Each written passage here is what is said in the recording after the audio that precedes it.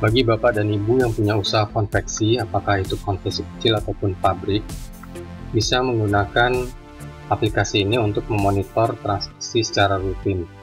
Karena selain bisa memonitor, aplikasi ini juga akan merekap laporan keuangan sesuai standar pembayaran secara otomatis, akan merekap utang piutang, kemudian bisa per project, ada manajemen stoknya, kemudian bisa laporan per cabang atau per produk. Yang perlu dilakukan hanya mengisikan data usaha di sini karena pembukuannya adalah tahunan. Kemudian kalau ada cabang bisa diisikan di sini. Setelah itu kalau ada proyek, jadi berdasarkan proyek juga bisa diisikan di sini dan nanti bisa dimonitor. Setelah itu bisa diisikan daftar bahan bakunya di sini. Dan modul yang paling pentingnya adalah di sini ya. Jadi tadi sebelumnya mungkin produk dagangnya perlu di-set dulu di sini. Kemudian untuk pembelian dan produksi. Jadi di sini bisa yang sifatnya produksi rutin. Misalnya memproduksi kaos yang rutin L, kemudian bahannya apa saja bisa diisikan di sini. Kemudian bisa juga yang sifatnya per project. Misalnya perlu ada proyek pesanan kaos sablon, bisa juga diisikan di sini. Jadi pesanan kaos ini bisa di-set proyeknya sebelah kanan ya. Jadi ada set proyek.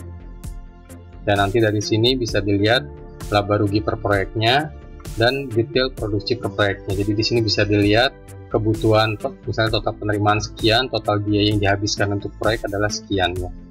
Dan sini bisa dipilih proyeknya. Kemudian untuk penjualan, jadi penjualan apakah itu proyek ataukah itu penjualan kepada agen dan lain-lain bisa diisikan di sini. Dan apakah per customer atau per rekap juga sama bisa diisikan di sini. Dan secara jenis transaksi juga bisa bermacam-macam, bisa bentuk piutang, ada DP, ada pelunasan, ataupun ada pajak yang dikenakan. Untuk tanda terima disiapkan invoice, PO, dan kwitansi. Untuk rekap tadi ada utang piutang ya, jadi bisa dimonitor setiap saat. Kemudian ada arus rekening, ini maksudnya untuk rekap rekening selama 1 bulan. Setelah itu untuk laporan keuangan sendiri, ini sesuai standar akuntansi ada laporan laba rugi, neraca, arus kas, dan ekuitas. Jadi laporan keuangannya sudah lengkap. Kita menambahkan ada laporan aset dan pajak UMKM kalau masuk golongan UMKM. Untuk laporan penjualannya sendiri, ini disiapkan harian, mingguan, dan bulanan berdasarkan cabang dan berdasarkan produk. Untuk produknya sendiri bisa dipilih berdasarkan total pendapatan atau jumlah unit.